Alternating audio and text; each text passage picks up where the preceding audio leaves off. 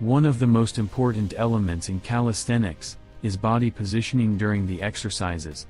In order to have good technique, perform an exercise properly, and avoid injuries, you must know the proper position of your body during the various movements of calisthenics. In this video we will show you the correct form of all the basic calisthenic positions. This is the first thing you should work on before even starting to train in calisthenics. If you don't have a good body posture and an understanding on how to place your body during an exercise, it is most likely that you will encounter various problems during your training, such as difficulty in advancing in harder exercises, not getting the results you would expected from your training, or even getting injured. So do not underestimate this process, no matter how boring or unnecessary it may seem. Dedicate some time in order to fully understand the movements of your joints, and being able to hold those basic positions correctly, easily and without a problem for a fair amount of time. Perhaps the most important joint in calisthenics is the shoulder joint. In almost every exercise you will encounter, you will require to use your shoulders. There are 3 basic movements in the scapula. Each of them has 2 variables.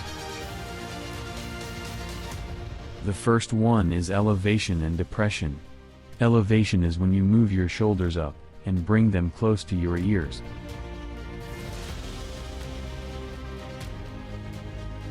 Depression is the opposite, when you move your shoulders down away from your ears.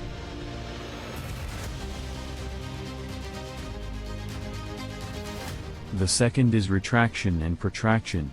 Retraction is when you move your shoulders backwards, like you want to close your back. Protraction is the opposite, when you move your shoulders forward like you want to open your back. The last movement is the upward rotation and the downward rotation. The upward rotation is when you lift your arms up. The downwards rotation when you bring your arms down to the anatomical position. Perhaps it would be safe to say, as you will see in this video, that your scapula should always move against gravity. And this is normal. Besides, this is what we do in calisthenics, we use gravity to train our body. Almost the same importance with the scapula movements, hold the pelvis movement in calisthenics. The basic movement you will need to master is the posterior pelvic tilt. The one we call contraction or hollow body position, it is used in most of the basic positions. The other is the opposite movement, the anterior pelvic tilt, the one called lordosis or hollow back. In order to achieve the hollow body position, you have to tighten your abs, sucking them in, and at the same time tighten also your glutes, moving them to the opposite direction. Most people cannot understand the movement, because they only try to do it using their abs, but this is wrong. You have to use both muscle groups at the same time. The first basic movement we are going to learn is the hollow body position on the floor. This exercise has 2 variables. The first is lying on your back facing upwards, and the second is lying on your chest facing downwards. For the first one, lie on your back, and bring your arms above your head and close to your ears. Assume the hollow body position with your pelvis, like we described before, and hold that position for as much as you can. Remember that your feet and upper back should not touch the ground, but do not overdo it by lifting them too high, because you will ruin your posture. A good goal for this exercise would be to hold it clean for at least 2 minutes. For the second, lie on your chest, and bring your arms fully extended again above your head, like in the video. Tighten your glutes and abs until your belly does not touch the ground.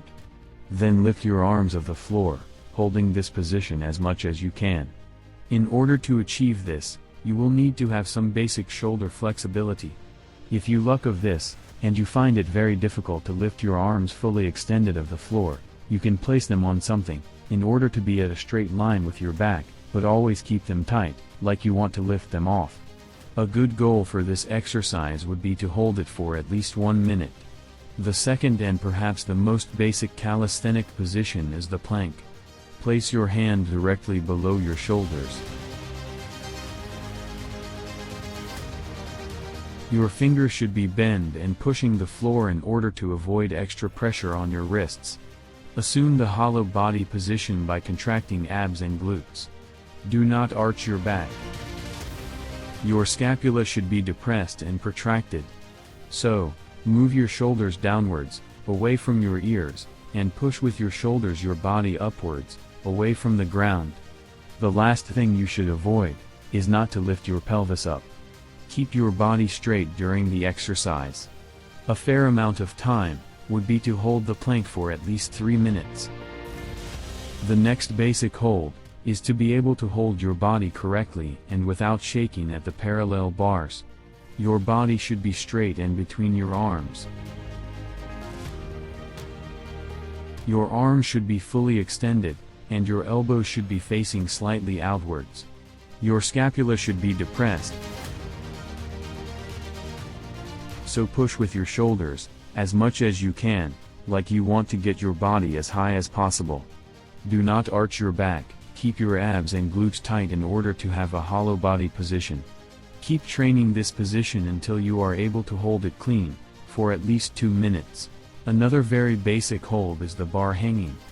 With this exercise you will gain a fair amount of strength in your grip as well. First thing you should pay attention is your scapula. Most common mistake when someone is hanging on the bar is not keeping the scapula depressed. Due to the upward rotation and the fact that you are lifting all your weight of the floor, you might find it difficult in the beginning to have your shoulders locked in, and your scapula depressed at all times, but it's very important to do so, because you risk injuring your shoulders if you don't. If in the beginning it's too hard to hold all your body weight hanging from the bar, you can train it by having your feet on the ground, in order to reduce the weight you are lifting. When you progress to the normal hanging, if you feel tired and you can't hold your body properly anymore, it's better to stop hanging until you rest and try again. The next thing you should avoid is arching your back. Assume the hollow body position, and keep it during the whole time you are hanging on the bar. A good goal would be to hold the bar hang for at least 1.5 minutes. The still rings or gymnastic rings hold is an exercise you may never need if you don't intend to use the gymnastic rings in your training. We wouldn't recommend though. The gymnastic rings is perhaps the best tool you will ever need in calisthenics. You can do a variety of exercises from very easy to extremely hard, and some of them can only be done with gymnastic rings. There is also a great benefit for your stabilizing muscles from training with the rings. The gymnastic rings hold is almost identical with the parallel bars hold. The only slight difference is that now you have to turn your wrists so that your palms and elbows are facing outwards. This is done basically in order to fully extend your arms.